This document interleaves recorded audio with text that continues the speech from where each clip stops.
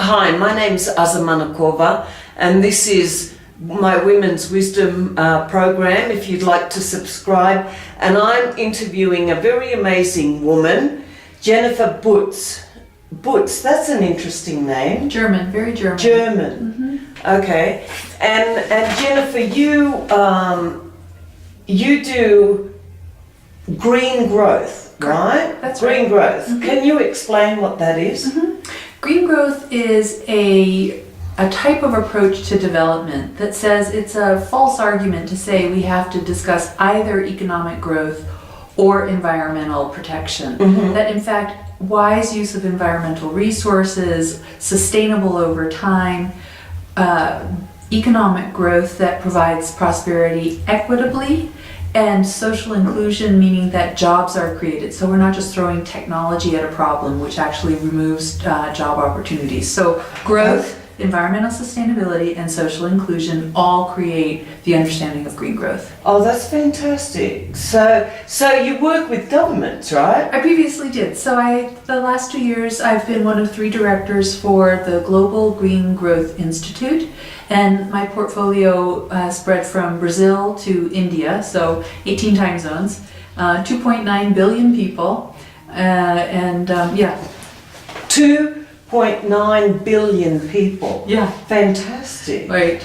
And the other directors covered Middle East and Africa, and the other was Southeast Asia and the Asia Pacific, because of course the Asia Pacific island nations are really at risk. They're sinking. Oh, absolutely. It's an existential risk. Yeah. There's a lot of islanders that are moving to Australia. Yeah. Because the island's disappearing. That's right. Yeah. Kiribati is particularly threatened. Yeah. Wow, that's great. So what are you doing now, and what do you see in the future with this program? Well, 2015 was a really important year for the global community, both in terms of development goals, moving from the so-called Millennium Development Goals, which were established in the turn of the millennium, to something called Sustainable Development Goals, which is part of the 2030 agenda to really take the world out for the next 15 years. And in addition, of course, there was the very big gathering in Paris, which was COP21, the conference of the parties, the 21st time they met. And finally, they were able to establish some very meaningful, independently determined commitments on greenhouse gas emission reductions, as well as looking into the future. And these 2 things have now been coordinated to be part of and packaged as the Agenda 2030. This is the Global Green Growth Institute was working with its member countries primarily, and then some other less developed countries as well. But and that was important. Yeah. Other organizations are working with the private sector. But what's missing from the equation, as always in sort of when there's a developmental paradigm shift, is civil society, communities, and the media. Right. And so really that's where I want to now return my focus, because this is what I've been doing over the last 25 years, is really working at that level. Oh, that's fantastic. You're starting an organization? Actually, what I'm going to do is take my networks and people that I know, and hopefully start a consultancy based here in San Miguel, but then working out into these other countries that I've been working in, both for the green growth aspect, but also for general governance, good governance, shifting from the former communist nations to pluralism. And I've spent quite a lot of time in the Balkans and in Eastern Europe and Central Asia, your neck of the woods, for that. So I hope to combine them so that I really do become sort of mobile globally, but base myself here in San Miguel. And you want to coordinate these, direct the programs? I have a fairly large network of organizations and individuals, and oftentimes these leaders of change feel like they're working in isolation. Right. And I think one of the things that I can do quite effectively is connect agents of change to each other, and really start to tell stories of these agents of change more effectively so that they can, first of all, know of each other, but also start tapping into each other and using each other as resources. And so I see a lot That's of so important. Absolutely. And so I think this interconnection piece is something that I want to play. That's fantastic. Yeah. And what about with corporations? You know, private sector is part of the equation. They are at the table, they have enormous resources, but in many respects, or oftentimes, they're also either leading innovations or blocking innovations. And so making sure they're at the table so that they're understanding what the consumer wants, and that means also educating the consumer to demand the right kind of product. How are you going to do that? Well, again, it's not something that I would do sort of as a crusader, but I would be working with organizations that are working in their communities and in their countries and helping advise on how to make a greater impact. Maybe there's a process or an organizational blockage that's limiting effectiveness. Maybe it's a communications limitation. Maybe it's that they're just running out of ideas and hitting the same wall, hitting the same wall, hitting the same wall to sort of break them out of that. All of these points of intervention. Yeah. Tell me something positive that's going on.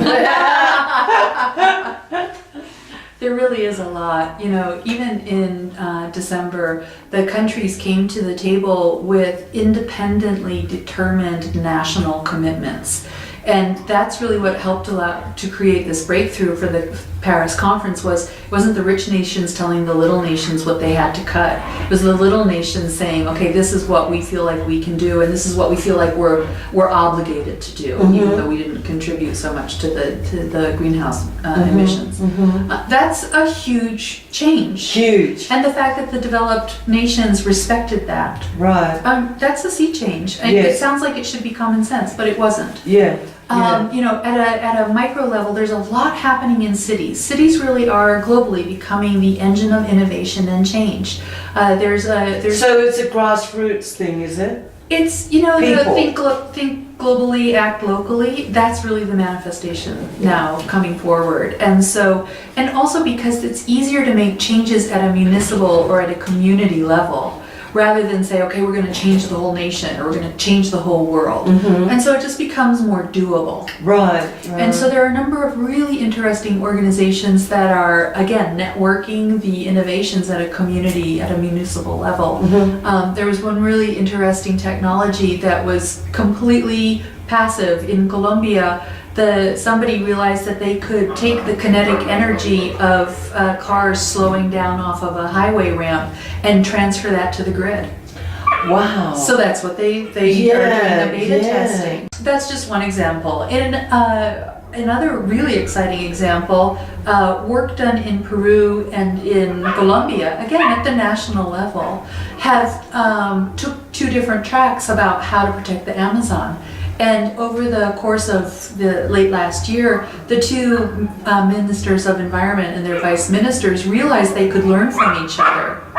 China just passed its 13th five-year plan, and it has very ambitious goals for itself, again at the municipal level as well as the national level, to correct the tremendous damage that it's done to itself and the rest of the Asia. But a lot happening there. India as well is doing a lot of work, particularly at the state level, because India is a very federated nation. And so again at the state level there are some really impressive state leadership, particularly in the state of Karnataka, which is down in the south where Bangalore is located, that are doing really interesting stuff. And even here in Mexico at a national and a sub-regional level is one of the innovators of green growth. So there's a lot to be hopeful about. There was a young man, I think he's like 19 or 20 or something, that created this floating garbage collecting machine that sweeps up all of the plastic. Have you? I haven't heard of that. I think he's from the north somewhere, Sweden, Switzerland, Yeah. something like that. Yeah, well, he's going to have job security because there's a lot of it out there. A tremendous amount of just garbage floating in the ocean. Yeah, Yeah. unfortunately. And with the rise of the water temperatures and the greater acidity, I mean, really, this is why green growth isn't just one thing. There's a lot to do. People need to be passionate about which piece they take. No one group is going to solve all of the different pieces, and so I think we really need to look at this kaleidoscopically and be urgent, but also not hysterical. Right. I'm trying not to be hysterical. I'm trying. Well, you know, and everyone can do their little piece. Like, you don't have to take plastic bags at the store. You can go and get yourself a tote. In Nepal last year, they banned plastic bags, and you cannot even walk into the government compound with a plastic bag on your person. Wow. I know this from personal experience because I inadvertently had something in a plastic bag, I think some documents or something like that. They made me go outside the compound and rearrange everything and then surrender the plastic bag. Wow. That's great. Which I was happy to do, you know, I just thought, right on. Yeah. So, you know, you can walk instead of take a car or a bus. You can save a little bit of water by being a little bit more wise. We're very careful, I think, here in general about that. But, you know, everyone can do something and it will all aggregate. Absolutely. Yeah, that's fantastic. Yeah. Wow, isn't that great? Thank you so much. You're doing great work, really necessary. There's so many people doing this, Azzah. Yeah, there are. It really is. And it's about making sure they don't do it in isolation or anonymity. Exactly. Yeah. You don't need to do it in isolation. No. Young people, you know, I've talked to young people like 12, 13, 14, and what are they seeing in their future? Yeah, yeah. No, I mean, there is cause for concern, but concern should lead to action. Right. Concern should lead to action. Fantastic. Great. And here's a woman that is taking action. Thank you. Thank you. And I do apologize for the background noise. Puppy dogs.